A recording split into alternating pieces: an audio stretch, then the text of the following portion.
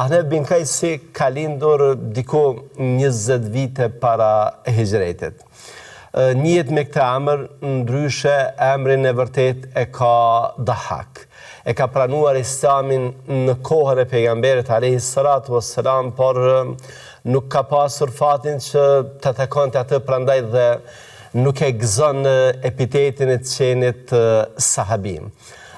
Ka ardhur dhe është takuar me Omerin radiallahu anhum, prej ti ka marrë dije dhe prej emrave të mëdhenj të sahabeve, prej Othmanit, prej Aliut, prej Abdullah ibn Mesudit, prej Abdullah ibn Abbasit dhe të tjereve. Pra, është edukuar në frymën profetike, është edukuar nga ata që kanë qenë nxënësit më dalluar të shkollës profetike, nga sahabet më të mëdhenj, prandaj dhe nuk është çudi që ne ta gjejmë si një emër të besueshëm, si një autoritet, si një referencë të dalluar.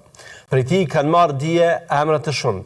Do të veçoja vetëm sa për ilustrim një emër që është vërtet i njohur, është fjala për Hasan Basriun, dietarin dhe asketin e madh, i cili ka qenë nxënës i Ahnefit. Ahnefi ka qenë edhe komandant ushtarak. Është vlerësuar në gradat më të larta për vlerat dhe tiparet. Ijli ka thënë se Ahnefi është njeri besueshëm. Omeri radiallahu anhu e kishte ndalë për një vit në Medinë që të testonte, dhe pasi që e kishte parë se kishte vlera, kishte thënë ky vërtet që është zotëri.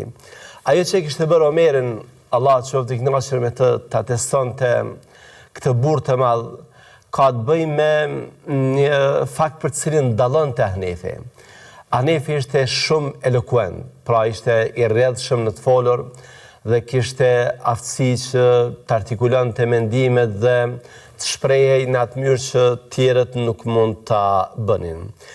Në fe ka një hadith i cili flet për tiparet e disa hipokritëve që janë llafazan, që flasin shumë, që mund të artikulojnë gjërat në kuptimin gjuhësor bukur, por që kuptohet se në brendësi janë të thata. Prandaj nga frika se Ahnefi mund të ishte i tillë, Omeri radiallahu anhu e kishte testuar dhe pas një viti të tërë, kur kishte parë se vërtet ky burr ishte tamam me plot kuptimin e fjalës një besimtar i devotshëm, kishte thënë se ky njeri është i besueshëm.